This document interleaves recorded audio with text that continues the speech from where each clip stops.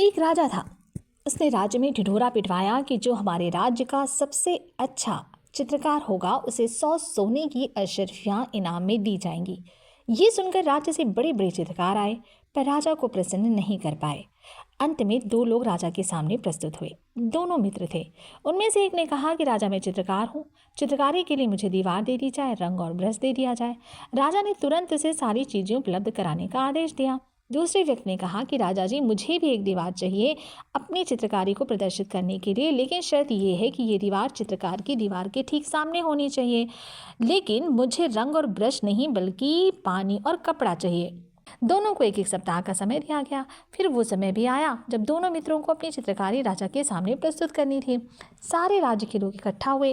पहले चित्रकार की दीवार खोली गई। देखकर लोगों की खुशी का ठिकाना नहीं रहा। सच में चित्रकार ने बहुत सुंदर चित्रकारी की थी।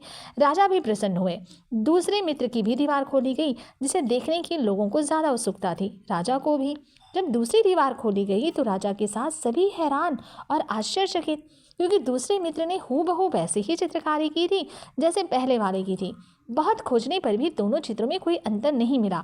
वही रंग, वही आकृति, वही कलाकारी। राजा ने दूसरे व्यक्ति से पूछा कि ये तुमने क्या नकल की थी? दूसरे व्यक्ति ने कहा, नहीं राजा। राजा ने कहा, लेकिन तुमने ये किया कैसे बिना रंग और ब्रश के? तुमने तो पानी और कपड़ा लिया था। दूसरे व्यक्ति ने कहा, राजा जी, मैंने चित्रकारी नहीं की है, बस मैंने अपना काम एक्सेलेंसी से किया है। राजा ने कहा, इसका क्या मतलब हुआ? दूसरे व्यक्ति ने कहा, राजा जी, ये जो दीवार पर संगमरमर की थी, इसे मैंने इतनी बार पोंछा कि ये शीशे की तरह झलकने लगी, और जो सामने की दीवार की चित्रकारी है उसका रिफ्लेक्शन या प्रतिबिंब है जो इस दीवार पर बन रहा है। राजा बहुत प्रसन्न हुए। राजा ने 100 अशर्फियाँ चित्रकार को दी जिसने चित्रकारी की थी, और 200 अशर्फियाँ उसके मित्र को दी।